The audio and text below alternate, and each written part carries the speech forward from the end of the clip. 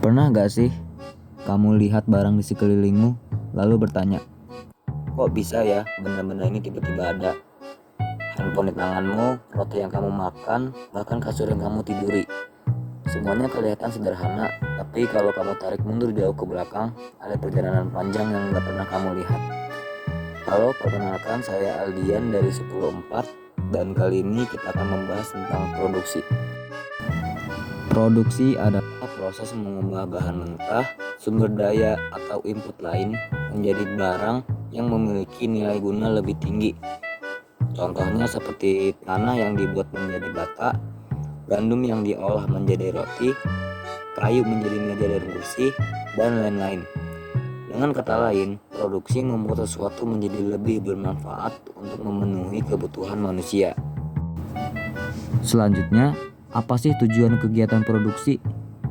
Kegiatan produksi memiliki tujuan tertentu, diantaranya 1. Memenuhi permintaan terhadap barang atau jasa yang diperlukan untuk memenuhi kebutuhan hidup masyarakat. Lalu yang kedua, mengganti barang yang telah aus atau rusak. 3. Memenuhi permintaan pasar internasional. 4. Memperoleh keuntungan. Dan 5. Meningkatkan kemakmuran masyarakat.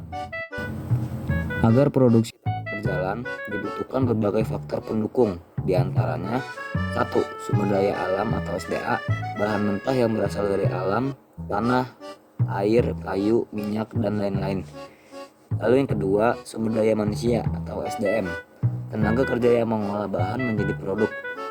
Lalu yang ketiga, modal, segala bentuk alat atau dana penunjang produksi seperti mesin, uang, bangunan, kendaraan, dan teknologi. Lalu yang keempat, kewirausahaan, kemampuan mengorganisir semua faktor produksi agar proses berjalan efektif dan menghasilkan keuntungan.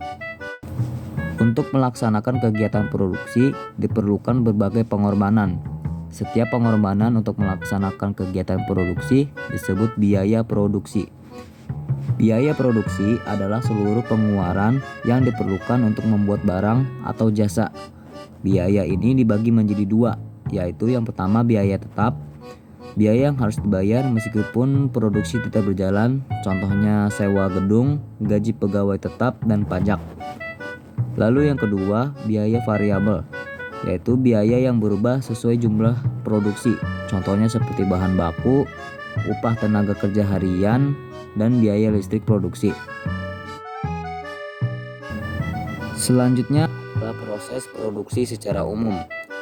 Secara umum, proses produksi meliputi 1. Input, pengadaan bahan baku dan tenaga kerja.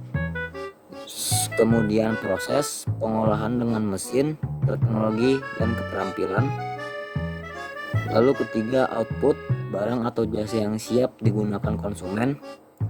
Lalu yang keempat, distribusi atau pergerakan produk ke pasar atau pengguna akhir. Produksi bukan hanya tentang membuat barang.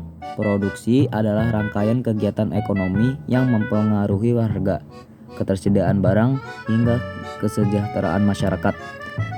Dengan memahami proses dan faktor-faktornya, kita dapat melihat betapa pentingnya peran produksi dalam kehidupan sehari-hari. Oke, cukup dari saya mengenai produksi. Semoga apa yang saya sampaikan dapat berguna bagi teman-teman. Sekian dari saya, sampai jumpa.